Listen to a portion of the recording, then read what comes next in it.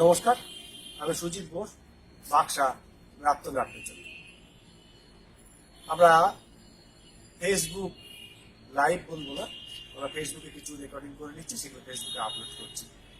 যারা বিগত দিনগুলোতে আমাদের সঙ্গে ছিলেন তারা নিশ্চয়ই জানেন যে আমরা 12ই মে থেকে কিছু অনুষ্ঠান শুরু করেছিলাম ফেসবুক লাইভ।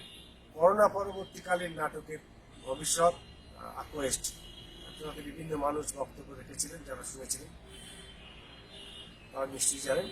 আমরা আমাদের দ্বিতীয় পর্যায়ে শুরু করছি। আজকে আমাদের মধ্যে উপস্থিত আছেন মাননীয় আশিস গোস্বামী মহাশয়। আমরা বাক্সা নাট্যচন্দ্রের তরফ থেকে তাকে সাদর আমন্ত্রণ জানাই এবং ধন্যবাদ জানাই যে আমাদের সঙ্গে সময় দেওয়ার জন্য। আমাদের নির্দিষ্ট কিছু বিষয় নিয়ে আমরা শুরু করছি আজকে আলোচনা। কথা প্রসঙ্গে যেরকম কথা আসবে সেই অনুযায়ী কথাগুলো চলবে।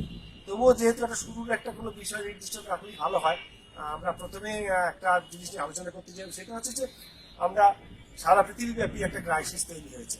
আমাদের প্রজন্ম, আমাদের একটু আগেও যারা, তারা দ্বিতীয় বিশ্বযুদ্ধের সময় দেখেননি।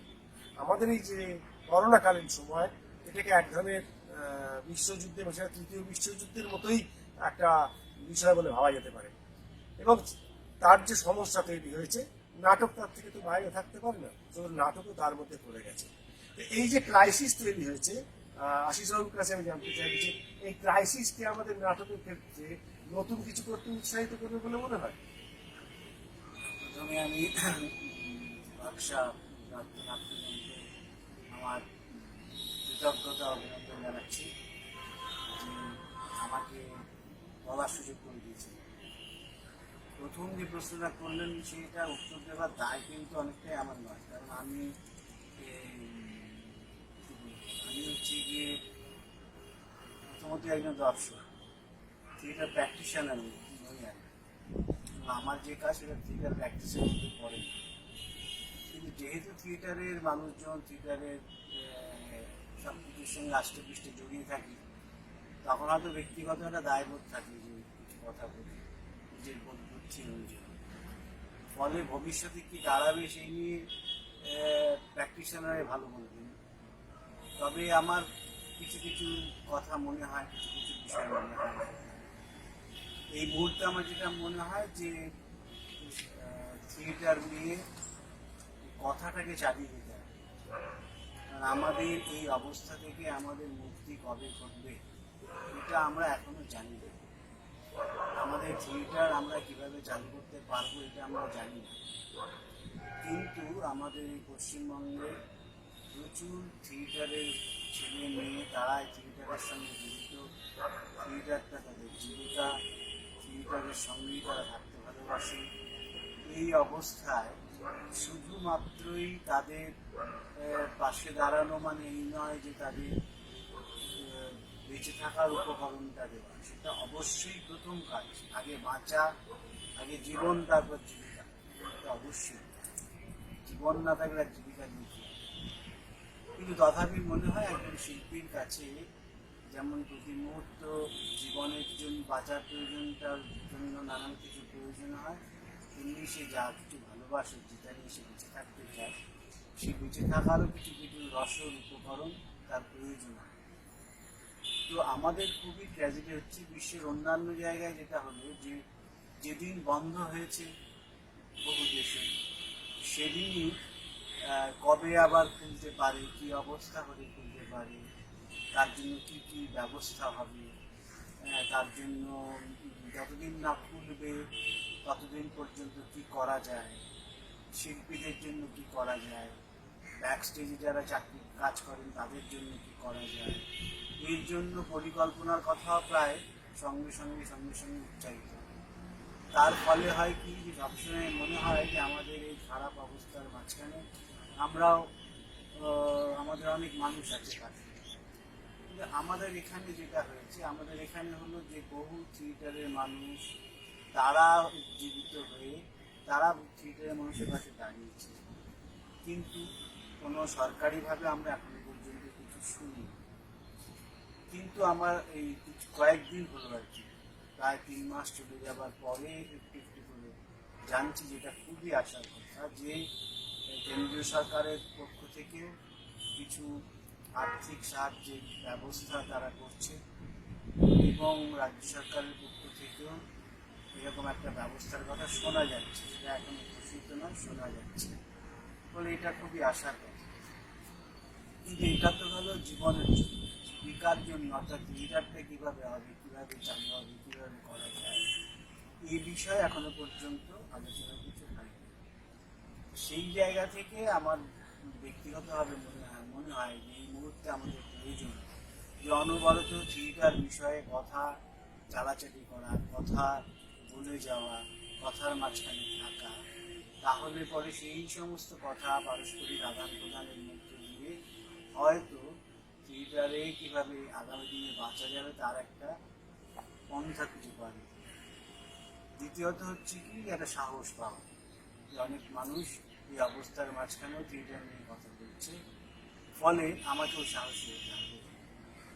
আর তৃতীয়ত হচ্ছে যেটা, যে থিয়েটারের মানুষেরা এখন ওই ডিজিটাল মাধ্যমে কীভাবে থিয়েটার নিয়ে বেঁচে থাকা যায়, থিয়েটারের অংশ হিসেবে বেঁচে থাকা যায়, সেটা নিয়ে নানা রকমের পরীক্ষা নিরীক্ষা তারা করছে এবং সেখান থেকেও আমরা অনবরত থিয়েটারের মাঝখানেই থাকতে চেষ্টা করছি। যদিও এটা নিয়ে প্রবল এক বিরোধিতা আছে, বিরোধিতার আমার মনে হয় যে বিরোধিতার কিছু নেই, নিশ্চয়ই আমরা থিয়েটার বলতে যেটা বুঝি এটা তা নয়, তবে এটাও নয় যে এটা খুব সমসাময়িক বিষয়, এক্ষুনি এলো করোনা ভাইরাসের প্রতিষেধক আবিষ্কার হওয়ার সঙ্গে সঙ্গে ডিজিটাল মাধ্যমে যে পদ্ধতিটা এলো এটা চলে যাবে, এটা আমি বিশ্বাস করি না। এটা থেকে যাবে এবং আরও ক্রমশ উন্নত হয়ে এটাও একটা অন্য নামে হয়তো অন্য একটা শিল্প মাধ্যম হিসেবে থেকে যাবে। তাতে আমি মনে করি যে তাতে আমাদের লাভ ওই লোকসান নেই। এই কারণে যে আমি তো সারা পৃথিবীর থিয়েটার দেখার সুযোগ পাই না, আমি এখান থেকে তৈরি করার সুযোগ পাই। আমি একটা উদাহরণ বলেছি, তবে আমি আপনাদের মাধ্যমে যদি কেউ কেউ না শুনে থাকেন সেই কারণে আবার একটা উদাহরণের কথা আমি বলবো, এবং সম্প্রতি একটি কাগজে লিখেওছি। সেটা হলো গত 4 জুন বেলারুস ফ্রি থিয়েটার ওরা ওদের নতুন নাটকে উদ্বোধন করলো এই ডিজিটাল মাধ্যমে, এবং ওরা আগে থেকেই ওরা সেটা ঘোষণা করেছে 5টা শো করবে, প্রতিদিন 101 জনকে দেখার সুযোগ করে দেবে এবং নাটকের শেষে 101 জনকে একজনের সঙ্গে ওরা বসবে ইন্টারেকশন।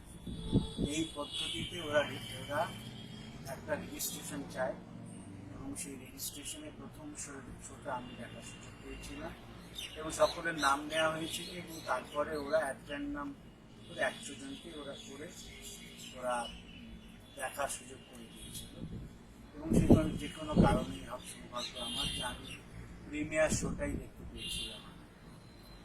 তো এইটা দেখার পরে আমার একটা বিচিত্র অভিজ্ঞতা আমার হয়েছে। অভিজ্ঞতাটা যারা সামনে আছেন তাদের সঙ্গে শেয়ার করার জন্য আমি কথাটা বলছি, যে সেখানে দেখুন ওরা কিন্তু সরাসরি কোনো টিকিটের কথা বলেনি, ওরা একটা ডোনেশনের কথা বলেছে এবং সেই ডোনেশনটা ওরা অনলাইন যাতে দেওয়া যায় সেই ব্যবস্থা তারা করেছে।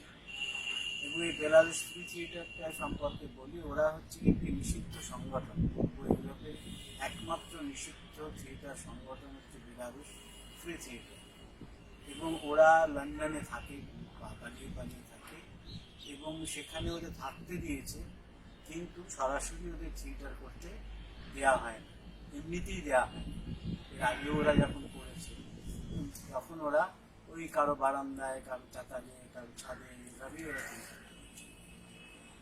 তো স্বাভাবিকভাবেই এখন তো এই দুরবস্থার মাঝখানে ওরা কীভাবে বাঁচবে, কীভাবে থাকবে, তো ওরা তখন ঠিক করলো যে আমাদের একটা এই ডিজিটাল মাধ্যমে একটা থিয়েটার আমাদের করতে হবে। তো ডিজিটাল মাধ্যমে থিয়েটার করতে হবে, একটি উপন্যাস থেকে ওরা নতুন করে স্ক্রিপ্ট তৈরি করলো এবং স্ক্রিপ্টটাকে ওইভাবেই তৈরি করলো যে আমি যাতে একটা মোবাইলের সামনে অভিনয় করতে পারি, সেইভাবেই তারা করলো। এবং তারপরে ওরা 1.5 ঘন্টার একটি প্রযোজনা আমাদের দেখালো এবং দেখানোর পরে আমরা যখন ইন্টারেকশনে বললো যে এই অবস্থা স্বাভাবিক হয়ে গেলে পরে এই প্রযোজনাটিকে আমরা মঞ্চে করবো আমরা, অর্থাৎ কোনো টেলিফিল্ম নয়, আর অন্য ওই জাতীয় কিছু না, একেবারেই একটা নাটকের টেক্সট ওরা বানিয়েছে, যে টেক্সটটা ওরা মঞ্চে করবে, সেটাকে এখন ডিজিটাল মাধ্যমে কী করে করা যায় তার উপযোগী করে হয়তো কিছু পরিবর্তন ওরা করে দিয়েছে। কী পরিবর্তন করছে সেটা আমি আপনাদের বলছি। এই পরিবর্তন করে ওরা এই প্রযোজনাটা নামিয়েছে এবং ওরা বললো যে এই প্রযোজনাটা করতে আমাদের অভিনেত্রী ছিলেন 12 জন, আমাদের 14টি স্পট, মানে 14 জনের 14টা বাড়ি, 14টা রুম নেওয়া হয়েছে। এই 14টা রুম এবং হচ্ছে 15টি ডিভাইস, মানে 15টি এরকম মোবাইল, এই নিয়ে ওরাই প্রযোজনাটা তৈরি করেছে 1.5 ঘন্টা। এবং সেই 1.5 ঘন্টার প্রযোজনাটা আমি টানা বসেই দেখতে পেরেছি, আমার খুব বোর লাগে, টানা বসেই দেখেছি। এবং তারা কি করেছে, যে একজন একজন অভিনেতাকে ওরা করেছে, কখনো কখনো মাঝে মধ্যে দুটো ফিল্ম তৈরি করেছে, কিন্তু ওরা একজন একজন অভিনেতার সংলাপই মোবাইলে বা ক্যামেরার সামনে নিয়ে এসছে। আর তারপরে যেটা করেছে যে আরেকজনের সংলাপকে ওরা ওভার ভয়েস আমরা শুনতে পাচ্ছি। মাঝে মাঝে কখনো কখনো দুটো ফ্রেমে দুটো ক্যারেক্টারকে রেখেছে এবং দুজন এবং প্রত্যেক অভিনেতারাই তারা ক্যামেরার দিকে মুখ করেই তারা কথা বলছে তারা, এবং তারা অভিনয় করবার সময় নাটকে যেমন টপ রিভিশন ইত্যাদি ব্যবহার হয় সেভাবেই তারা ব্যবহার করেছে। এবং যেটা করেছে, অনবরত মানুষের দৃষ্টিভঙ্গি যাতে এদিকে না যায়, অনবরত ওরা নানা রকম বিজনেসের মধ্যে থেকেছে। মানে এক জায়গায় দাঁড়িয়ে কিছুক্ষণ সংলাপ বলা, এটা অনবরত কোনো না কোনো বিজনেস, কোনো না কোনো কিছুর মধ্যে আর কাজের মধ্যে ওরা ছিল। যাতে সেটা করেছিল, এই জিজ্ঞাসা করা হয়েছিল, জিজ্ঞাসা করলে ওরা বললো যে আসলে মানুষ তো মোবাইলে কনসেন্ট্রেট করতে পারে না, আমরা অনবরত এমন কিছু করার চেষ্টা করেছিলাম যাতে মানুষ আমাদের দিকে কনসেন্ট্রেট হয়। এবং আমরা জানি যে আপনারা 101 জন যারা এসছেন তারা আমাদের থিয়েটারকে এটা আমাদের বাড়তি পাওনা, কিন্তু আমরা থিয়েটারে এই মাধ্যমে করছি বলে এই পদ্ধতিতে আমরা দিচ্ছি। এবং তারপরে ওরা যেটা বললো, টাকা সংখ্যা মনে নেই, যথেষ্ট ভালো টাকা, যারা দেখেনি তারাও দিয়েছে। এবং 5টি শোই ওদের মতে হাউসফুল হয়েছে, 5টি শো, এবং অনেক টাকা উঠেছে। ওই টাকাটা দরকার ছিল এই কারণে, সেই মুহূর্তে তাদের দাঁড়িয়ে খাবে কি। লন্ডনের মতো জায়গায় আমরা জানি যে সেখানে 70% থিয়েটার কর্মী হচ্ছে ফ্রিল্যান্সার, এবং এই মুহূর্তে তাদের কাজ নেই। এবং সরকার তাদের কিছু কিছু দিচ্ছে, কিন্তু কাজ নেই একেবারে, তাদের কাজ করতে চাইছে। তো সেখানে লন্ডনে যারা কাজ করে তাদের এই অবস্থা, বাইরের একটি দল তারা কী করবে, তখন তারা বাধ্য হয়েছে এই কাজটা করবার জন্য। কিন্তু এটা আমাদের কাছে, আমার কাছে একটা ভীষণ রকমের একটা দৃষ্টান্ত বিষয়, যে এখানে একটা অন্যভাবে চিন্তা করা যায় ইত্যাদি ইত্যাদি নানান বিষয়। ফলে এইটাকে আমি, এটা যে এক্ষুনি চলে যাবে এই বিষয়টা আমি বিশ্বাস করি না। কিন্তু আবার এটাও সত্যি যে থিয়েটার যে বলতে আমি যে বোঝাই মঞ্চ বা খোলা জায়গা, যেখানে অর্থাৎ দর্শকের সামনে বসে দাঁড়িয়ে আমি অভিনেত্রীদের যে থিয়েটার, যে থিয়েটারের সঙ্গে আমরা পরিচয়, সেটা নিশ্চয়ই থাকবে। সেটা হয়তো এই পরিস্থিতিগুলো চলে গেলে হয়তো মঞ্চটা ফিরতে একটু সময় লাগবে, কারণ মঞ্চে টেকনিক্যাল কতগুলো অসুবিধা আছে। আমি একজন ডাক্তারের কাছে জিজ্ঞেস করছিলাম যে মঞ্চটা করার কী কী অসুবিধা, ও হেসে বললো অন্য অনেক অসুবিধা আমি বাদই দিই, কিন্তু একটা এসি হলের মধ্যে যদি একজন কেউ কাশি দেয় বা একজন কেউ হাঁচি দেয়, তাহলে এটা প্রায় সারা হলটাতেই ছড়িয়ে, এত ডেঞ্জার বিষয়, এত সেন্সিটিভ বিষয়, যেহেতু এসি চলছে এবং সমস্ত কিছু বন্ধ। ফলে হচ্ছে মঞ্চটা খোলার ব্যাপারে দেরি আছে, সময় লাগবে, নাহলে কেন খুলবেন, লস। ফলে আমি মনে করি যে নিশ্চয়ই কোনো কারণ আছে মঞ্চটা খুলছে। কিন্তু থিয়েটারের মধ্যে বেঁচে থাকতে হবে আমাদের, করোনা নিয়ে যদি আমাদের বেঁচে থাকতে হয়, আমি মনে করি থিয়েটারের মধ্যেও আমাদের বেঁচে থাকতে হবে। এবং সেই কারণে আমি মনে করি যে থিয়েটার করার চেষ্টাটাকে চালিয়ে যেতে হবে। থিয়েটারে আঙ্গিকগতভাবে যদি তার একটা পরিবর্তন আনতে হয়, সেই পরিবর্তনটা চেষ্টা করতে হবে। খুব কম দর্শক নিয়ে কাজ করবার শুরু করতে হবে। কারণ এই প্রসঙ্গটা আর একটা বলি যে থিয়েটার হল চালু করে দিলেই থিয়েটার করা যাবে এটা আমি বিশ্বাস করি না। কারণ হচ্ছে দর্শককেও তো আসতে হবে, দর্শক তো আসতে চাইবে।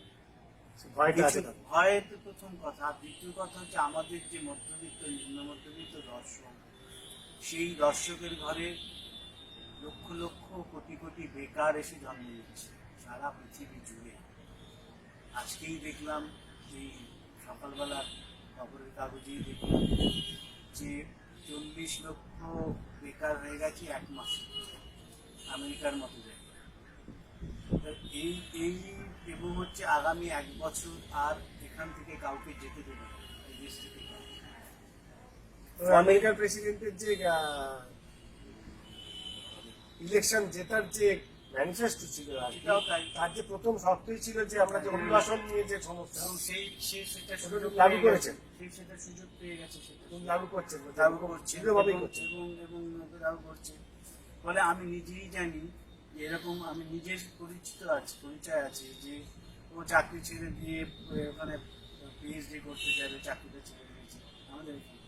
চাকরি ছেড়ে দিয়ে সমস্ত কিছু কাগজপত্র, ইউনিভার্সিটি কাগজপত্র সব রেডি, জাস্ট রাইট করে যাবে। ওর ইয়েও আছে, ওর ভিসাও পেয়ে গেছে, কিন্তু ইউনিভার্সিটিগুলো চালু হচ্ছে না বলে ওকে এবছর যেতে দিল। পরে সামনে বছর ও যেতে পারবে কিনা জানি না।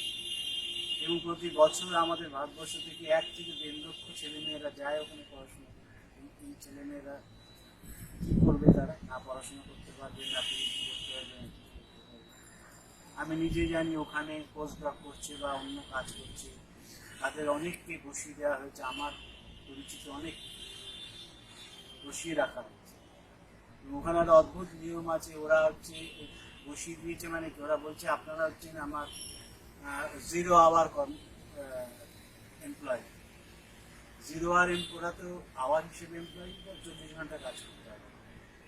ফলে ওরা চিঠি দিলে তুমি আপাতত আমার 0 আওয়ার এমপ্লয়, ফলে তুমি বাড়িতেই থাকো, দরকার হলে রাখবো।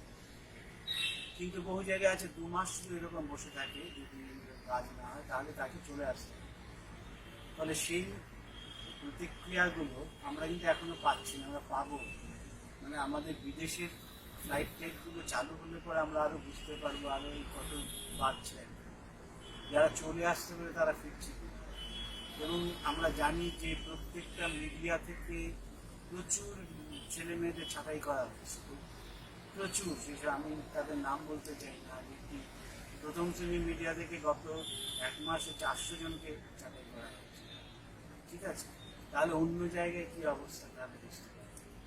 এরাই তো আমাদের দর্শক ছিল, এরাই আমার পৃষ্ঠপোষক ছিল, এরাই আমার ভালো মন্দের অংশীদার ছিল, এরাই আমাকে এই যে আজকের দিনে এই শ্রেণীর লোকেরাই, তারাই কিন্তু থিয়েটারের মানুষদের পাশে এসে দাঁড়াচ্ছে। থিয়েটারের মানুষেরাই সাহায্যের হাত বাড়িয়ে দিয়েছে, পাচ্ছেন তাদের। এই ধরনের মানুষের কাছ থেকে সাহায্য পেয়ে, কিন্তু এই ধরনের মানুষের উপরেও এই কোপগুলো আস্তে আস্তে পড়তে শুরু করছে। তখন আমাদের থিয়েটারের টালমাটাল অবস্থা।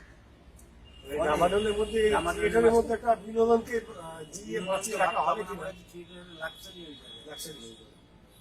ফলে হচ্ছে আমার নিজের ধারণা যে থিয়েটারকে আমার একটা অন্যভাবে ভাবতে হবে, খুব কম দর্শকের মাঝখানে দিতে হবে, আমাকে কম খরচের মধ্যে থিয়েটারটা করতে হবে। অর্থকরী উপার্জনটা এমনিতেই কম ছিল, অন্যভাবে কম ছিল, মানে আরো কম থাকবে এটা ধরে নিয়ে আমাদের একটা করতে হবে। ফলে থিয়েটার কাঠামোয় আপাতত হয়তো থিয়েটার কাঠামোয় একটা অদল বদল করে নিতে হবে। সেই অদল বদলটাকে মেনে নিয়ে আমাদের একটু একটু করে থিয়েটারের মধ্যে নিতে হবে। সেই কারণে এখন কেউ কেউ থিয়েটার করছে এবং তাদের কাছে আমি যাইও শুধুমাত্র উৎসাহিত করতে তাদের, তারা থিয়েটার করুক এটা চাইছি বলে। রামতা পরিচয় ওরা একটা শো করেছে, এদিকে আমাদের বেলঘরিয়ার হাতে করি ওরা বিসর্জন করেছে। এইরকম শিক্ষা বলে একটি অশিক্ষিত ব্যক্তি না, ও একটা কাজ ষোলো কাজ করে আমরা করেছি, খুব ভালো। এই কাজগুলোকে আমি মনে করি উৎসাহ দেওয়া উচিত, উৎসাহিত রাখা উচিত। আজকে দেখলাম বিষয়বু একটা বিজ্ঞাপন নিয়েছে, জানি না ডিজিটাল কিনা, কিন্তু এইরকমভাবে কেউ কেউ করার চেষ্টা করছে, যেটা হয়তো শহরে না, শহরের বাইরে। শহরের মুশকিল হয়, শহরে আমরা একটা কাঠামোর মধ্যে বন্দী হয়ে যাই, সেই কাঠামোর বাইরে জায়গা পাওয়া, স্পেস পাওয়া খুব মুশকিল। আমাদের এই যে দর্শকের কম যে কথাগুলো দিলে, এগুলো অনেকটাই কিন্তু শহর কেন্দ্রিক সমস্যা, এটা কিন্তু খুব বেশি গ্রাম কেন্দ্রিক সমস্যা। বা এই যে যোগাযোগ মানুষের সঙ্গে, এটাও কিন্তু থিয়েটারের লোকজনের সঙ্গে গ্রাম বা শহরতলির মানুষের যোগাযোগটা কিন্তু থাকে। আর যোগাযোগটা যে থাকেই, একটা একান্নবর্তী পরিবারের মতো একটা গ্রামীণ সমাজ বা মফস্বলী সমাজ ব্যবস্থা, সেই সমাজ ব্যবস্থার একটা সুফল থিয়েটার বা অন্যান্য পারফর্মিং আর্টের ক্ষেত্রে থাকে। তাদের নাচের স্কুলের প্রোগ্রাম থাকলে আপনি যান দেখতে, নাচের স্কুলের ছেলে মেয়েদের প্রোগ্রাম থাকলে আপনি আপনার এখানে আসুন, তাদেরকে নিয়ে আসেন। আর আবৃত্তি স্কুল আছে, সে আবৃত্তি স্কুল, তারা নাটকের স্কুলে একটা চরিত্র প্রয়োজন হলে সেখান থেকে ছেলেকে নিয়ে আসেন, আসেন। এই যে পারস্পরিক দেওয়া নেওয়া, এটা শহরের জায়গায় কম সেটা, কিন্তু শহরের বাইরে কিন্তু এই যোগাযোগটা, এই ব্যাপারগুলো সব আছে। আর যেটা আছে যে প্রচুর রকম স্পেস আছে, নানা রকম মন্দির, চাতাল, ক্লাবঘর, বড় উঠোন, নানান কিছু প্রমোটার চাপে অনেকটা চলে গিয়েও কিছু এখনো বা একেবারে গ্রামের ভিতর তো চলে যায়নি, একটু শহর তৈরি হয়তো চলে গেছে, শহরের কাছাকাছি যায়নি, সেখানে চলে গেছে, চলে যায়নি। ফলে এই জায়গাগুলোতে যদি আমরা এগোতে পারি, বা এই করোনার এই ধাবাটা যদি একটু কমে, একেবারে এখনই একটু ডেসপারেট হয়ে কাজ করা যাবে না, একটু একটু হয়তো চেষ্টা করা যেতে পারে, সেই চেষ্টাটার প্রতি আমার সমর্থন আছে। কিন্তু তার সঙ্গে সঙ্গে নতুন করে ভাবার জায়গাটা শুরু করা দরকার। যেমন ধরুন ঢাকা শহরে নাসিরুদ্দিন বাচ্চু, তিনি একটা রিহার্সাল শুরু করেছেন, পুরো রিহার্সালটাই তিনি শুরু করেছেন, কিন্তু একেবারে ডিজিটাল। অভিনেতা অভিনেত্রী যারা আছে তারা বাড়িতে শেখায়, এবং সেখানে যেটা কী হবে যে আপনি কম্পোজিশনটা বাদ দিয়ে একটা থিয়েটার আগে স্ক্রিপ্ট রিডিং, তারপরে অডিও পোর্শনটা যা যা হওয়ার, প্লাস হচ্ছে একটা নাটককে কেন্দ্র করে আরও যা যা আলোচনা, সেইগুলো করা যায়, এবং সেইগুলো করে তারা কিন্তু অনেক দূর পর্যন্ত এগিয়ে গেছে। এখন যদি তারা একটা মঞ্চ পায়, একটা জায়গা পায়, কোনো একটা জায়গায়, সেখানে কম্পোজিশন বা অন্যান্য কোনো কিছু করে নাটকটাকে শুরু করছে। এর ফলে হচ্ছে কি একটা দল তারা বেঁচে দেখবে কাজের মাঝখানে, কিছু শিল্পী তারা কাজের মাঝখানে, ধারাবাহিক চর্চার মধ্যে মাঝখানে, বা ধরো ওইটার যে আলো করবে তাকে বলা, তুই রিহার্সালটা ফলো কর, দেখ আলো গাছটা তোকেই করতে হবে, মঞ্চটা তোকেই করতে হবে, সেও কিন্তু ইনভলভ হয়ে রয়েছে। ফলে হচ্ছে এইভাবে কিন্তু টিকে থাকা, বেঁচে থাকা। এই মুহূর্তে আমার হচ্ছে খাবার জোটার সঙ্গে সঙ্গে আমাদের থিয়েটার সত্তাটা, থিয়েটারের মানুষজনদের সঙ্গে পাশাপাশি বেঁচে থাকার যে বিষয়, এই বিষয়টাকেই এখন এই মুহূর্তে জোর দিতে হবে। সেই জোরের ফলে হয়তো যত তাড়াতাড়ি সম্ভব আমরা কাজের মধ্যে নামতে পারি, তাতেই আমাদের ভালো। কিন্তু খুবই একটা সংকটের মাঝখানে আমরা পড়েছি। এই সংকটটা সারা পৃথিবীব্যাপী সংকট, এবং সারা পৃথিবীতেই এই সংকটে শিল্পীরা খুবই ত্রস্ত অবস্থায় আছে। কিন্তু অন্যান্য জায়গায় যেটা সরকারি প্রচুর সাহায্য সহযোগিতা আছে, আবার কোথাও কোথাও এটাও ঘটনা যে আমাদের থিয়েটারকে কোনো একটা জায়গায় যদি আমরা মনে হয় এখন একটা এরকম একটা অবস্থাও জায়গায় হয়তো আসতে চলেছে, থিয়েটারকে যদি আমরা একটু লাভজনক অবস্থায় না পৌঁছতে পারি, আমি জানি না সরকারি সাহায্য সহযোগিতার জায়গাটা কতদূর এসে পৌঁছবে। কারণ হচ্ছে অনেক জায়গার কথাই জানি, তারা সরকারের কাছে এই বলেই আবেদন করছে যে আমরা আপনার অর্থনীতিতে এত টাকা, 100% টাকা আমরা 12 বছর ধরে দিই, ফলে আপনাকে দেখতে হবে আমাদের এই দাবি, আমাদের সেটা করতে পারছি তো। আর আমাদের ক্ষণে ক্ষণে বিভিন্ন সরকার বদলায়, রাজনীতি বদলায়, থিয়েটারের মানুষগুলো একই থেকে যায়, ফলে তারা কখনো কেউ সংকটে পড়ি, কখনো আবার সেই রাজনীতির ছাত্রছায় একটু ভালো থাকে, কিন্তু সেই ভালো থাকাটাও খুব ভালো থাকা নয়, ভালো থাকা যায় না। ফলে এই যন্ত্রণা নিয়ে আমরা আছি, এই যন্ত্রণার মাঝখানে থাকতে হবে। আর এই যন্ত্রণার বাইরে ওই ক্রমমুক্তির পথ একটাই, মানুষের কাছে থিয়েটারটা নিয়ে একটু করে যাবার পথটা খোঁজা। এটুকু বলা আর দিতে থাকবে শোনা। একটা অনেকগুলো কথাই উঠে এসছে, সেটার মধ্যে একটা কথা যেমন আসছে, সেটা হচ্ছে বেশ কিছুদিন ধরে এটা একটা চিন্তা শিল্পীদের মধ্যে এসেছিল আর কি, নাটকটাকে জীবিকা করা। হয়তো তার একটা প্রাথমিক প্রস্তুতি পর্ব চলছিল, আমাদের আপনাদের আছে, আমাদেরও অনেক পরিচিত ছেলেমেয়েরা আছে যারা এটাকে জীবিকা করছিল। কিন্তু এই করোনা ধাক্কা এসে এই চিন্তা ভাবনার ক্ষেত্রে কোথাও একটা বড় রকমের আঘাত এনে দিয়েছে আর কি।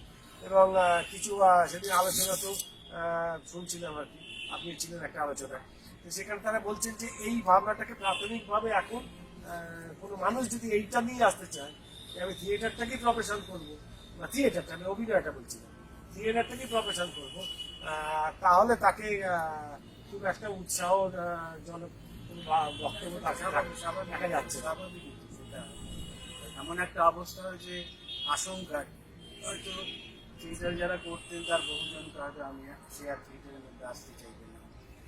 হ্যাঁ, কারণ হচ্ছে কি এটা তো জানতো না, ধরো একটা একটা অল্প বয়সী ছেলে বা মেয়ে সেই থিয়েটারকে ভালোবেসে এসেছিল, তার মধ্যে তো কোনো অপরাধ নেই, সে থিয়েটারটা সর্বক্ষণ করতে চাইছিল, তার মধ্যে তো কোনো অপরাধ নেই।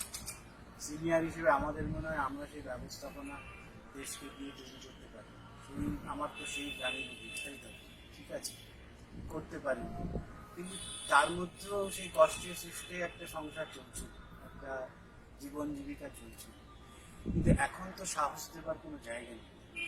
ফলে এটা খুব একটা সমস্যা রয়েছে, বা এই সমস্যাটার খুব দ্রুত নিষ্পত্তি হবে বলে তো আমার মনে হয়। ফলে এটাও একটা থিয়েটারের সংকটের জায়গা তৈরি হবে এটা, কারণ বহু ছেলে মেয়ে তো বহু রকমভাবে কাজ করছিল, হ্যাঁ, তো সেই কাজের জায়গায় দাঁড়িয়ে তারা যদি ওই রকমভাবে পেশাদার না হয়, তাহলে পরে কিন্তু আপনার কিন্তু ক্রাইসিসের মধ্যেও করতে হবে।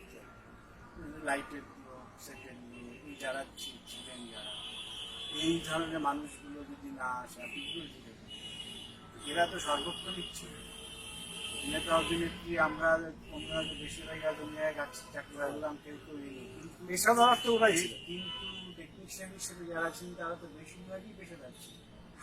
এবং পেশাদার মানে কি ওর সঙ্গে যে পুরো টিমটা, তাদের তো খুব বেশি আয়ও ছিল না, খুবই খারাপ অবস্থা। আমরা এখানে নিশ্চয়ই কলকাতায় প্রচুর বেসরকারি হল আছে যেখানে শো কিছু টাকা পায় বা দলের লোকদের টাকা দিতে হয়, সেই সেই যারা লোকগুলো না থাকলে কি করেছে, সেই লোকগুলোকে আপনি কিভাবে বাঁচাবেন? এবার আপনার পকেটে টাকা থাকলে তোকে দিতে হবে। এবার ও যদি নিজে ভাবে আমি আর কি এর মধ্যে নেই বাবা, তাহলে তো আপনার লোক কমে, হয়তো সেই জায়গায় এক জায়গায় কমে গেলে আরেকজন কেউ এলো, সেটা হয়তো কাজ হয়তো চলে যাবে, কিন্তু এটাও একটা থিয়েটারের ওভারঅল সাপ্লাই লাইন কম হয়ে যাবে, সংকটের একটা জায়গায় তৈরি হবে। এবং আপনি কিছুতেই এখন কোনো উপায়ই বলতে পারবেন না যে কীভাবে এই ব্যাপারটা চলবে, কারণ যারা এইভাবে এসেছিল তারা কোনো অপরাধ করেনি, কিন্তু এখন তো মনে হচ্ছে যে ওরা সত্যি ভুল করেছে, এরকম একটা অবস্থা চলে এসছে, পৃথিবীর একটা সংকট, এই সংকটে দাঁড়িয়ে ওকে আমি কী সান্ত্বনা ভাবতে, কী কথা বলবো, কোন আশার আলোচনা, কোনো কিছু শোনাবার যায় না। পেটে খিদে বা সংসার যে চালনা সেটা যদি ও না করতে পারে, তাহলে ওকে আপনি থিয়েটারের কোন আত্মবাক্য দিয়ে, কোন প্রবল কথা বলে আপনি ওকে থিয়েটারের মাঝখানে রাখবেন, এটা কিন্তু একটা গভীর একটা সংকট।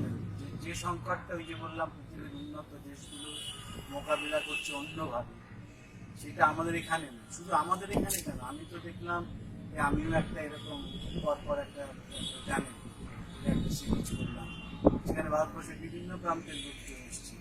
আমাদের মতো এতটা সমস্যা অন্য জায়গায়ও না, তারা এবারে ভাবেই না, ঠিক আছে ভাই কয়েকজনের অবস্থা ভালো নয়, আমরা তাদের সাহায্য করছি, আবার সংখ্যাটা তাদের অল্প, আমাদের মতো এত বেশি না, এত গ্রাসরুট লেভেল পর্যন্ত আমার থিয়েটার চর্চাটা সেখানে নয়, ঠিক আছে।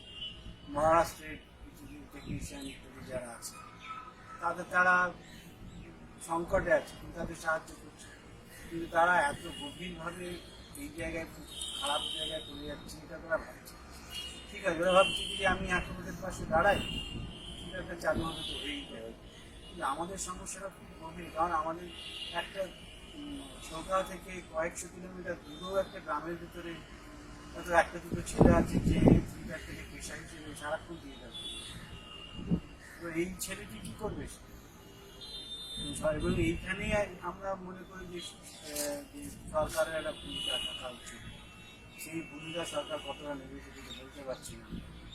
এবং সরকার যে টাকাটা দেয় সেই টাকাটা নিয়ে তো অনেক দিনই আমাদের নানা রকমের উষ্মা, আমাদের অভিমান ইত্যাদি তো রয়েছে।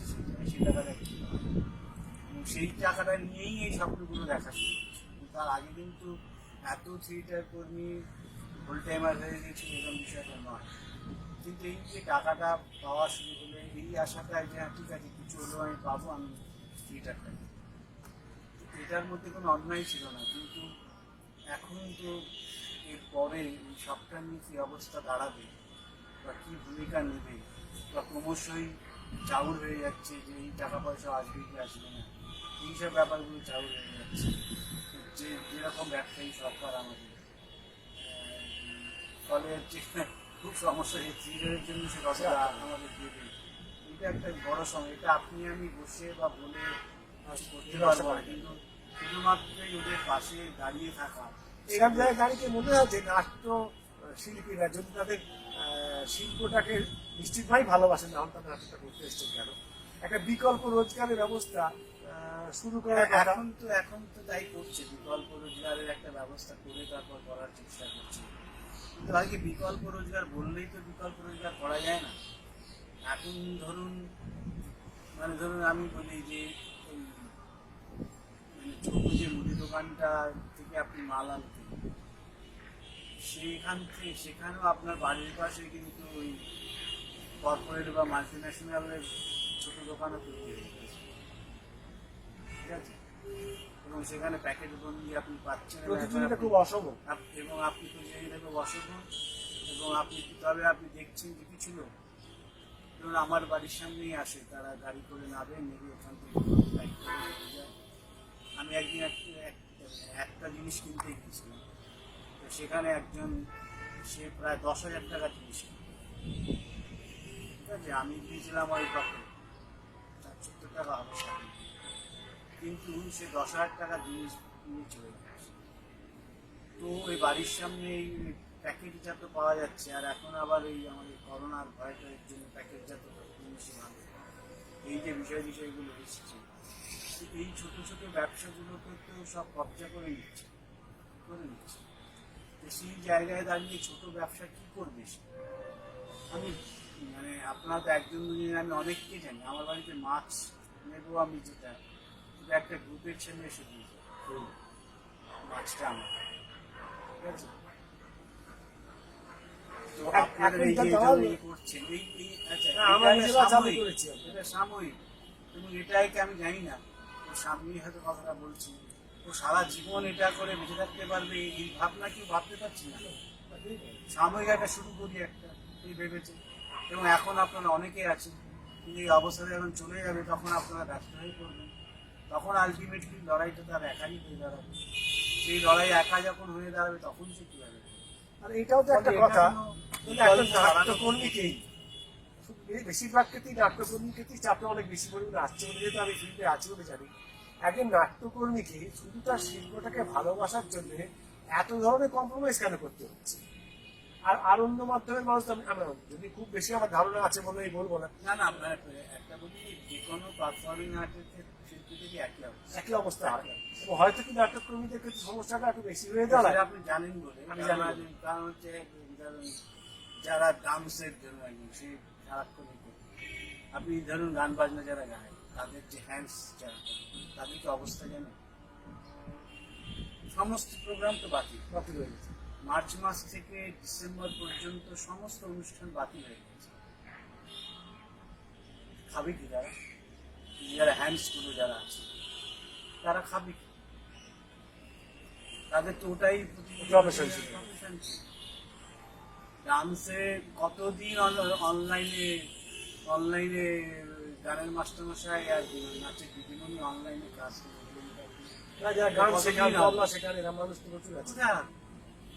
কিছুদিন দেবে টাকা, তারপরে টাকা কে দেবে?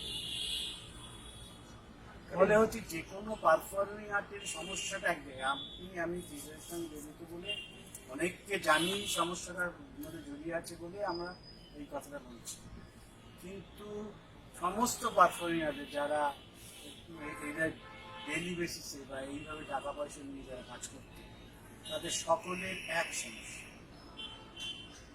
অর্থাৎ এই যে আমাদের এই শিল্পটা, মানে আমাদের নাটক, থিয়েটার, গান, বাজনা, এই ওভারঅল সমস্ত ব্যাপারটাই একটা প্রায় ধ্বংসের মুখোমুখি দাঁড়িয়ে আমাদের আছে হয়ে গেছে।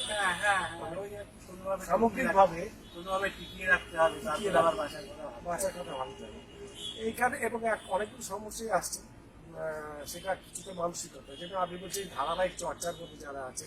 আমি ব্যক্তিগতভাবে আমার ধরনের কাজটাকে আমরা ওই ধারাবাহিক চর্চার মধ্যেই রেখেছিলাম, কারণ আমার ব্যক্তিগতভাবে একটা মনে হয়েছিল দীর্ঘদিন বসে থাকতে থাকতে তাদের মধ্যে এক ধরনের মানসিক অবজেক্টই আসবে, উদ্বেগ তৈরি হবে, এবং সেখান থেকে হয়তো যে মানসিক চাপটা তারা কীভাবে কাটাতে পারবে যায় না।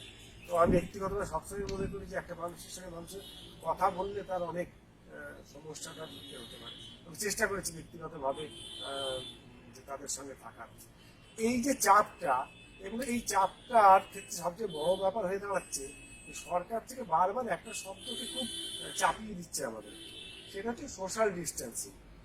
শব্দটাতে আমি প্রবলভাবে আমার আপত্তি আছে আমার। কিন্তু আমার আপত্তি থাকাটা তো কারো কিছু যায় আসে না। যিনি বা যারা এই শব্দটুকু বন্ধটাকে চয়ন করেছেন তারা যে খুব বোকামি করে শব্দটাকে বেঁচেছেন তাও নয়, নিশ্চয়ই তার পেছনে একটা অনেক বড় যুক্তি তাদের ক্ষেত্রেও আছে। এবং সেই যুক্তিটা আজকের এতদিন বাদে দাঁড়িয়ে আমার খুব একটা ভালো বলে মনে হচ্ছে না। একটা মানুষকে ধরুন আজকে যদি দেখা যায় শেষ মুহূর্তে আজকে পুরী রথযাত্রায় কিন্তু সুপ্রিম কোর্ট পারমিশনটা দিয়ে দিয়েছেন, কিন্তু ওটা তো যখন ওরা আবেদন করেছে তখনই বুঝেছি যে ওটা পারমিশন পেয়ে গেছে। হ্যাঁ না করতে করতে কিন্তু আজকে এসে না ওটা যখন শুনলাম যে ওরা চেয়েছে, যারা চেয়েছে, যে গোষ্ঠী চেয়েছে, তখনই মনে মনে বুঝলাম পারমিশনটা পেয়ে গেছে। আমাদের ভারতবর্ষে এই যে জায়গায় দাঁড়াবো, এই সোশ্যাল ডিস্টেন্সিং শব্দটাকে মাথায় রেখেই কিন্তু আর একটা শব্দ কিছুদিন আগে ছিল, একটু ফেড হয়ে এসছে, এখন আবার সুযোগ চালু হয়েছে, সেটা ছিল ডিজিটাল ইন্ডিয়া। মানে আপনার মতো মানুষ, আমার মতো মানুষ যারা আছে, আমরা এখানে খুব একটা অভ্যস্ত ছিলাম না। মানে কার্ড দিয়ে কিভাবে অনলাইনে ইলেকট্রিকের বিলটা দেওয়া যায়, টেলিফোনের বিলটা পেমেন্ট করে দেওয়া যায়, এগুলো ঠিক জানতাম না। কিন্তু আজকে এই 3 মাসে যখন মনে হচ্ছে LIC প্রিমিয়ামটা দেওয়া গেল না, টেলিফোনের বিলটা দেওয়া গেল না, মোবাইলটা রিচার্জ করা গেল না, বা টিভির যে আমাদের কেবল লাইনে কানেকশনটা দেওয়া গেল না, ডিজিটাল করে। অর্থাৎ এই যে একটা আমাদের করোনার একটা সময় তৈরি হলো, যে সময়টা করোনা আমাদের ডিজিটাল মাধ্যমটা একটু অভ্যস্ত করিয়ে দিল। এবং এই অভ্যস্ত হয়ে যাওয়ার ফলে কি হবে, যদি যখন আস্তে আস্তে আসতে কাল মিষ্টি খুলে যাবে, তখন কিন্তু আমি আর ব্যাংকে যেতে চাইবো না, আছে তো হয়েই যায়, এখন আমি শিখে গেছি তখন। অর্থাৎ এই করোনা কখনো কখনো মনে হয় এটা কি একটা বড় কোনো চক্করের ফাঁদে আমাদের ফেলে রেখে এবং সে ভাবতে করতে করা হলো কিনা। সোশ্যাল ডিস্টেন্সিং শব্দটা সম্বন্ধে আপনার ব্যক্তিগত মতামত? আমি তো এই শব্দটাই খুবই খারাপ আর কি, শব্দ মানে আমাদের একে অপরকে একটু দূরে থাকতে হবে, ঠিক আছে। আমরা এখন আবিষ্কার হয়নি, যদি ওরা চক্করও হয় আমরা সেটা মেনেই নিলাম, ঠিক আছে। ফিজিক্যাল আমি বলবো, ফিজিক্যাল হোক, সেই সঙ্গে ধরো পরিযায়ী শ্রমিক শব্দটা, শব্দটা তো অপমানজনক একটা কথা। আমার দেশের কাজ করতে গেছিল আবার এসেছে, পরিযায়ী কেন হবে শব্দটা? এইরকম তো আমাদের সংবাদ মাধ্যম বা আমাদের প্রচার মাধ্যম তারা ব্যবহার করে। এবং আমি তো আজকেই আর কি সেইখানে বলার ঠিক হবে, আমি এই কয়েকটা প্রচুর কিছু আজকে ডিলিট করেছি এই কারণে মানে ভালো লাগছে, ঠিক আছে। কারণ এত ফেক নিউজ, ফেক সাইট খোলা হয়েছে যে আপনাকে পাজেল করে দিন, আমার মনে হচ্ছে যে পাজেল হয়ে যাচ্ছে, ঠিক আছে। ফলে এগুলো যদি কিছুদিন না থাকে, সবকটাই পরস্পর বিরোধী, সবকটা পরস্পর। আপনি নিজস্ব একটা যে আগে আমরা ধরুন আমাদের ছোটবেলায় বলি একটা কাগজ পড়লে আমরা বুঝতে পারতাম ঘটনাটা এইটা, তার ব্যাখ্যা ভিন্নতর হতে পারে। একটা মহিলা মারা গেছে, কেন মারা গেছে তার ভিন্ন ভিন্ন অর্থে ব্যাখ্যা হতে পারে, কিন্তু মহিলাটা মারা গেছে না খুন হয়েছে এরও ব্যাখ্যা হতে পারে। কিন্তু কোনো কোনো কাগজ পড়ে মনে হয় মহিলাটা তো মারাই যাবে। মানে মানে আমাকে সমস্তটাই এবার সে সবসময় খবরটা বিক্রি করার জন্য তারা করতে থাকছে। এত ফেক নিউজে ভরে গেছে এখন এই মাধ্যমটা, যে মানে আপনি নিজে, আর যে কথা হচ্ছে আমরা তো কেউ আর নিজস্ব চিন্তা ভাবনা দিয়ে চালিত হতে পারি না, আমাদের অভ্যাসই নেই। পা থেকে মাথা পর্যন্তই তো আমাদের বিজ্ঞাপন এবং ডিজিটাল মাধ্যমের দ্বারাই চালিত আমরা, তাই না? ফলে হচ্ছে আমরা কি কবে জানতাম যে 95 ইউজ করতে হবে, ঠিক আছে? এখন ধরো যেমন বিক্রি করবে আগে 95 ট্যাগটা কোথায় পাওয়া যায় দেখি, সেই জায়গায় আগে মালটাকে বিক্রি করে রাখ, তারপরে মালটাকে 95 হলো কি হলো না সে পরে দেখা যাবে, ঠিক আছে? সবই 95। এই যে বিজ্ঞাপন, ফেক নিউজ, এই সব দিয়ে কি একেবারে পাজল হয়ে গেছে, যার জন্য অনেক কিছু আজকে সকালবেলা বসে বসে প্রচুর কিছুকে ডিলিট করে দিয়েছি। মাসখানেক আমি এর মধ্যে থাকবোই না কোনোভাবেই। এবং এটা বলেছিলাম এই যে আমাদের এই প্রোগ্রাম শেষ হয়ে যাওয়ার পরের দিনই আমি কিন্তু সব কিছু ডিলিট করে দিই। হ্যাঁ, বাঁচার জন্য আর কি, নিজের মতো করে থাকার জন্য। একদম নিজের মতো করে না হলে পরে কিছু ভাবতে পারছি না, করতে পারছি না। তো আমার ভাবনাটা ওর একজন আধিপত্যবাদী বিস্তার হচ্ছে তো হয়ে গেছে, হ্যাঁ, হয়ে গেছে। আপনি তার বাইরে বেরোনোর যে কঠিন কাজ। এরকম জায়গায় দাঁড়িয়ে যদি আপনাকে একটা প্রশ্ন করি যে আমরা বারবারই বলছি যে আমরা সরকারি সাহায্য, সরকারি সহায়তা আমাদের এই নাটক যে গানবাজটাকে দরকার, তাহলে সেই যে আমার যতটুকু জ্ঞান বুদ্ধিমতে জানা আছে, আমাদের নাটকের মধ্যে একটা চরমভাবে প্রাতিষ্ঠানিক বিরোধিতার জায়গা ছিল। মানে আমাদের পশ্চিমবাংলা আমরা যে নাটকটা দেখেছি আর কি, দেখে বড় হয়েছে আর কি, তার মধ্যে প্রবলভাবে আছে প্রাতিষ্ঠানিক বিরোধিতা। আবার এই প্রাতিষ্ঠানিকের কাছেই যদি আমি আমার হাতটা পাতি যে আমার নাটকটাকে বাঁচিয়ে রাখার জন্য তুমি আমাকে সাহায্য করো, এটার মধ্যে কি কোথাও এক ধরনের পরস্পর বিরোধিতা হয়ে দাঁড়ায়? না, আপনি যদি ওই থিওরিটিক্যালি দেখেন তাহলে ঠিকই দাঁড়ায়, ঠিক আছে? কিন্তু আমরা তো দেখেছি যে সাহায্য সাহায্য নিয়েও বেশ প্রতিষ্ঠান বিরোধী কাজকর্ম যে হয়নি তাও তো নয় বিষয়।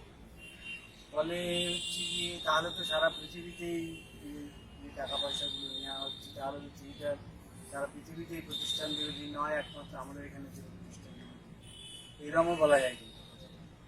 হ্যাঁ, ফলে হচ্ছে এটা একেবারে নির্ভর করে মানসিকতার উপরে নির্ভর করে। তবে আমার নিজে আমি একটু মানে গবেষণা করতে গিয়ে দেখেছি যে 64-65 সালের পরে আমরা নিজেদের মতো আর আমরা থিয়েটারটা করতে পারিনি কখনো, কোনো না কোনো প্রভাব, আর ডিটেল আমি এখন যাবো না বিষয়টা, কোনো না কোনো প্রভাব আমাদের দলগুলোর উপর, আমাদের থিয়েটারের উপরে, অর্থনীতি নাও হতে পারে, আমাদের পুরস্কার পাওয়া, আমাদের ও পাওয়া সবটার মধ্যে এমনভাবে প্রভাব বিস্তার করেছিল যে আমার মনে হয় যে ওই 64-65 সালের পরে আমরা খুব স্বাধীনভাবে কি থিয়েটারটা করতে পেরেছিলাম, এই ব্যাপারটা আমার সন্দেহ আছে। আমি ভুল হতে পারি, কিন্তু আমি একটু সন্দেহবাদীগ্রস্ত বিষয়টা। সামান্য হলো সন্দেহ মাথায় চারা দিচ্ছে না, একদম আমি নিশ্চিত হয়ে গেছে প্রায় যে আমরা কখনো পারিনি। যখন যে এসছে সে তখন তার মতো করেই নাটকের দল, নাটকের মানুষ তাদের ব্যবহার করার চেষ্টা করছে। কারণ আমি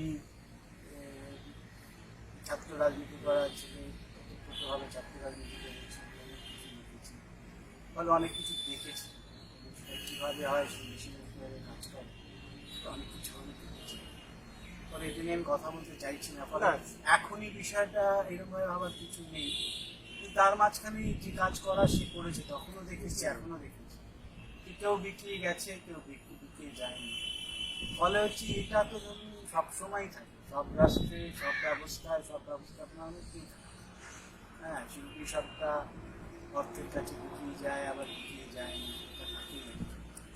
এবং রাজনৈতিক বা যারা রাজনৈতিক গোষ্ঠী বা শাসক গোষ্ঠী, তারা তো তার মতো করেই চালাতে চায়। এটাও ঘটনা, এ তো অতীত কাজ, হিটলারের সময় থেকেও আমরা দেখেছি। ফলে হচ্ছে কি এটা নিয়ে ভাবনা আছে আবার ভাবনা নেই, কি করবা শিখছি কি করবে আর কি। ফলে আমার বরঞ্চ এখন মনে হয় ঠিক আছে বাবা, কিছু টাকা পয়সা ছেলেগুলো করবে, তবুও ওর মতো করে কি কাজটা করতে পারে, তবুও পার কিছু টাকা পয়সা আসে, বিনা অপমানে যদি কিছু টাকা পয়সা আরো সরকার বাড়ায় তাহলে খুশি হবে। তুমি যত তাড়াতাড়ি তারা ঘোষণা করবে তত বেশি খুশি হবে।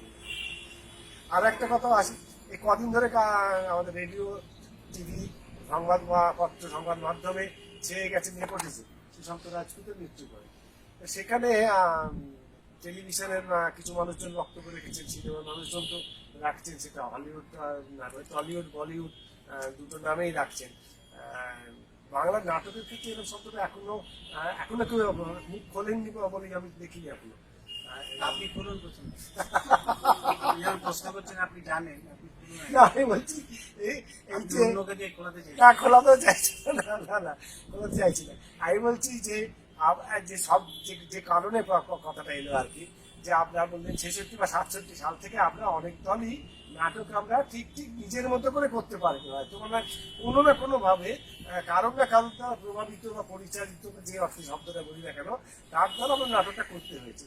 এবং যে সময় যে মানুষজনরা এসছেন, ক্ষমতায় এসছেন, তারা সেইভাবেই করেছেন। তা সেটা থেকে তো তখনও তাহলে সেই নেপোটিজমটারই একটা ভিন্নতর রূপ হবে। তো আপনাকে ওই পরিচয়, সোশ্যাল ডিস্টেন্সিং, সেরকম আর একটা শব্দ আপনাকে খাইয়ে দিয়েছে। এটা কবে না ছিল কোনো না কোনো অর্থে, কোনো না কোনো ভাবে এটা তো চিরকালই ছিল। আর আবার আমি ভাবি যে আপনি আমার খুব পরিচিত, বলে আপনার জন্য আমি করবো না, আমি ওর জন্য করবো না, এটা যদি নেপোটিজম হয়, নেপোটিজম কিছু করার নেই। রুদ্রনী নিয়ে কবিতাটা যে লিখে সেটা মোটামুটি কাছাকাছি প্রায় সেই রকমই একটা বক্তব্য নিয়ে লাগিয়েছে। না জানি না সে কি, আমি হঠাৎ করে দেখলাম একটা, যে মানে ও সর্বক্ষেত্রেই এটা আছে আর কি, মানে সব ক্ষেত্রে আমি তো বলছি সব ক্ষেত্রেই এটা আছে। ছেলের প্রতি বাবা স্নেহ ছিল, ছিল, এখন হচ্ছে আবার একটা শব্দ খাইয়ে দিচ্ছে, এটা নিয়ে এখন লোকজন আবার আর একটা শব্দ চাইছে অনেকদিন ধরে, পরিচয় অমুক তমুক হচ্ছে, নেপোটিজম হয়, আমফান চলে গেছে, নেপোটিজম হয়, নেপোটিজম চলে আর একটা শব্দ আছে। ফলে এইগুলো তো সব তৈরি করা, এটা কবে না ছিল। নিশ্চয়ই একজন শিল্পী মরে যাওয়াটা দুঃখের, কিন্তু তার থেকে অনেক বেশি দুঃখের হচ্ছে ওই যে শ্রমিকগুলো মরে গেছে, যাদের কথা কোনো শব্দে, কোনো নেপোটিজম বা কোনো শব্দ বন্ধের যারা ধরেননি, হ্যাঁ, তাদের প্রতি আমার ধিক্কার বেশি। তার জন্য বরঞ্চ আমি আপনাকে বলবো ওই শব্দগুলো বাদ দিয়ে বরঞ্চ ওই মৃত্যুটাকে আপনি নিশ্চয়ই সহমর্মিতার চোখে দেখুন। তার থেকে অনেক নিষ্ঠুর মৃত্যু আমাদের চোখের সামনে কদিনে ঘটে গেছে, সেই মৃত্যু যেন আর না ঘটে সেটার চেষ্টা বলে আমি চিন্তা করি সেটা করা যায়। অন্তত আমি আমার জায়গা থেকে যতটুকু পারা যায় সেই চেষ্টাটা করাটাই বোধহয় সবচেয়ে বড় কাজ। তাহলে ওই শব্দের পিছনে শুধু আমার কোনো লাভ নেই। ধন্যবাদ আশিস। আমরা অনেকক্ষণ শব্দ নিয়ে নাড়াচাড়া করলাম। আমরা প্রথমেই বলেছিলাম যে আজকে আমাদের কথা বলার কোনো নির্দিষ্ট অভিমুখ নেই। আমরা ঘুরতে ঘুরতে কোথায় গিয়ে পৌঁছবো আমরা নিজেরাও জানতাম না। আমরা আদৌ কোথাও পৌঁছতে পেরেছি কিনা তাও আমরা জানি না। আপনারা যারা দেখছেন তাদের যদি মনে হয় যে আমাদের এই আলোচনা, আমাদের বলবো না, অ্যাকচুয়ালি আশিসদার কথাবার্তা থেকে আপনাদের সামনে কোনো নতুন দিক উন্মোচিত হয়েছে, তাহলে আমরা কৃতজ্ঞ থাকবো। আপনাদের মতামত আমাদের জানাবেন। বাক্সার নাট্যজনের পক্ষ থেকে আশিসদাকে অসংখ্য ধন্যবাদ। এরকম একটা ধন্যবাদ। এবং মানে আসলে আমি শুধু আপনাদের পাশে আছি কথাটাই বলতে চাই। আমার সাধ্য মতো আমার থাকার চেষ্টা করা, সমস্ত সহমর্মিতা নিয়ে থিয়েটারের পাশে আছি। কারণ বহুদিন মানে মঞ্চে দাঁড়িয়ে অভিনয় না করলে পরেও আমার থিয়েটারে থাকার বয়স প্রায় 40-42 বছর হয়ে গেছে। ফলে থিয়েটারের আশেপাশে বা থিয়েটারের একটা যুগ বা একটা ইতিহাসটার সঙ্গে আছে তো, ফলে এই থিয়েটারটা নষ্ট হয়ে যায়, ধ্বংস হয়ে যায়, কিন্তু কখনো চাইবো না। ফলে সকল সহমর্মিতা, সকল ভালোবাসা নিয়ে আমার সাধ্য অনুযায়ী আপনাদের পাশে আছি। সেই পাশে থাকার কথা বলার সুযোগ আপনারা দিয়েছেন, এই জন্য আপনাদের কাছে আমি কৃতজ্ঞ। ধন্যবাদ। শেষ করলাম। নমস্কার।